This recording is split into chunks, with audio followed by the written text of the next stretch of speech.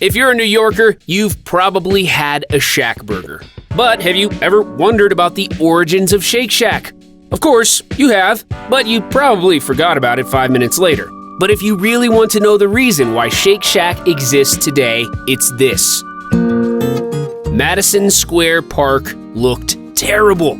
Really? Yes, really. This is Munchable, and today we'll be tracing the story behind Shake Shack. You've probably heard of classic American success stories. You know, from being a shop on the corner to being worth millions of dollars. Most of the positive portrayal of America to the world is based on that exact sentiment.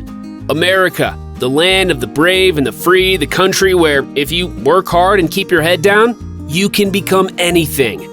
Now, you probably think this is a myth, but the owner of Shake Shack, Danny Meyer, didn't think that it was. At least his actions tell us that much. The story of Shake Shack is the quintessential American story, and this is how it all started. For Shake Shack to come into being, two unlikely things had to happen. The first is that an aspiring lawyer would decide not to be a lawyer after taking the LSATs. And the second was that the New York City Parks and Recreation Department would do their actual job and would raise enough money to renovate Madison Square Park. But first, let's follow the story of this aspiring lawyer. In the early 80s, after graduating with a degree in political science, Danny Meyer moved to New York to take the LSATs. However, after taking the exam, he discovered that he didn't want to be a lawyer. He wanted a different career for himself. He took some time to self-reflect and decided that he loved food, so he would get into that business. He soon got his first job. It was something low and inconsequential. He was merely a host at Pesca, a seafood restaurant. However, a year later, he got a big break. He opened his first restaurant, Union Square Cafe.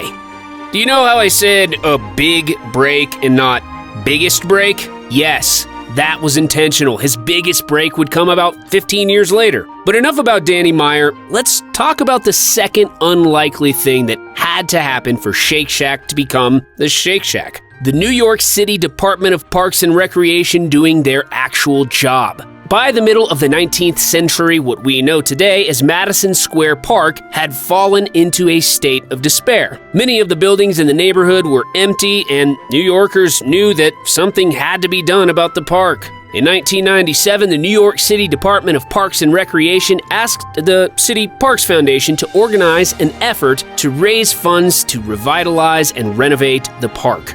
Their campaign was largely successful, and by 2000, they had enough money to embark on the restoration proper. Now, when you think of things like restoration, you probably only think in terms of infrastructure. But New York City had more than that planned. They wanted the new Madison Square Park to be something larger. They wanted it to be what it is now, iconic. And to achieve that, they had to do more than repair infrastructure. They had to build a whole ecosystem. They invited a lot of people to consult, and one of the people invited was, of course, Danny Meyer. Remember him? Of course you do. By the year 2000, Danny Meyer was already doing good with his business. He'd even expanded from owning one restaurant in New York to owning several. In no time, the Madison Square Park Conservancy was formed, and their goal was the redevelopment of the park. One of the first things that the Conservancy did was to host an art exhibit called I Heart Taxi inside of the park to raise awareness of the renewal effort. To further drive traffic to the park, Meyer established a hot dog cart that was run out of one of his restaurants. When he established the hot dog cart, he never imagined that it would become something greater than what he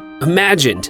To him, it was just a way to help in the restoration and renovation efforts, but it ended up being something way more. The location of the hot dog stand was perfect. It was right near an investment bank's headquarters, and it was exactly 1 block from the iconic Flatiron Building. After the cart opened, something remarkable began to happen. People started lining up daily after lunchtime to buy the hot dogs. It was amazing, and it was the start of the Shake Shack.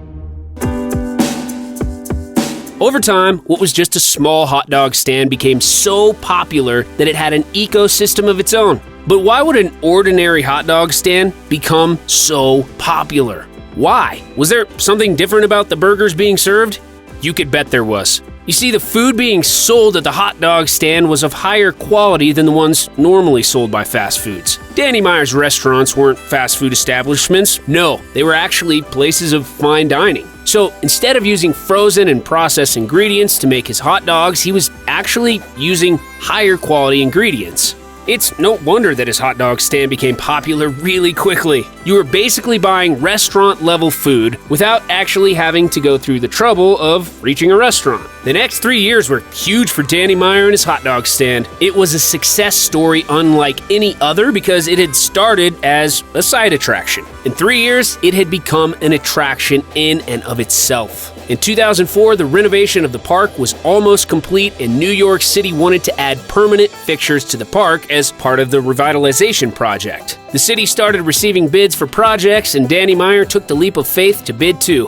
Why was this a leap of faith? Well, even at this point, Danny Meyer wasn't quite sure if he wanted the hot dog stand to be something bigger. In fact, he didn't know if it could be something bigger. Expansion was out of the discussion, and even though the stand was incredibly successful, it was still a huge step to decide to make it permanent. To tell you exactly how makeshift the entire idea of the Shake Shack is, you should know that the idea for the bid to be submitted was sketched first on a napkin. So if someone tells you that the idea of Shake Shack first made sense on paper, you should know that the first paper was a napkin. Despite coming to life first on a napkin, the Shake Shack was destined to be. So, Danny Meyer won the bid. What began as a temporary food spot was about to become permanent. Now, this story is about to get really fast, really quick, so let's take a breather.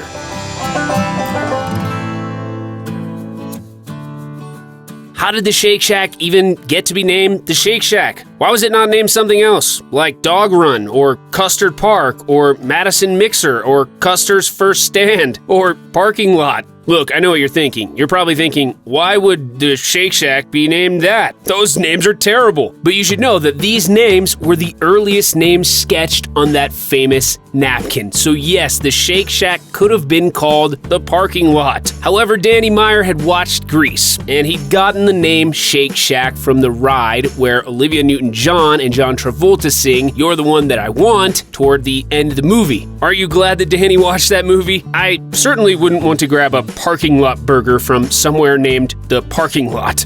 Quickly, I've got a challenge for you.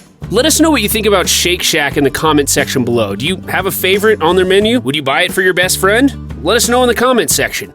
Now, back to the story of Shake Shack. The restaurant was designed by architecture firm Site Environmental Design to exist in harmony with the design of the park. So if you look at the Shake Shack today and think, oh, it looks perfect for this spot, that's probably because it was designed to be perfect for that spot. The Shake Shack wasn't just any restaurant. Well, it was a restaurant, but unlike any in New York at that time. It was modeled after a classic roadside burger stand, but it wasn't quite one.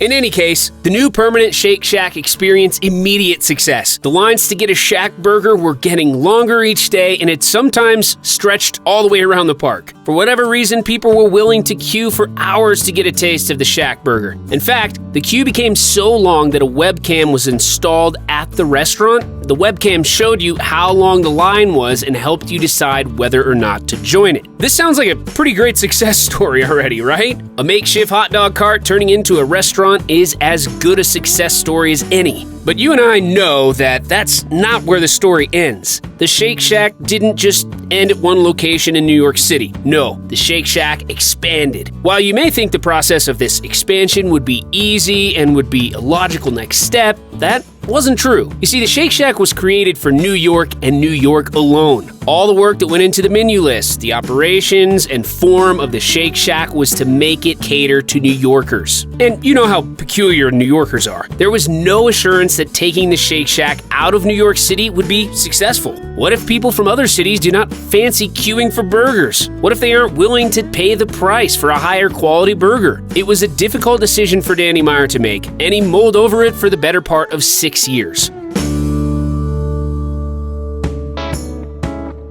However, in 2010, he made up his mind. it was time. The Shake Shack would expand, and that was about that. In 2010, the first Shake Shacks outside of New York were set up. The first location outside New York was set up in the Lincoln Road Mall in Miami Beach's South Beach neighborhood. In the same year, multiple Shake Shacks in New York City were set up. The first was in the Theater District, and the second was in the Upper East Side.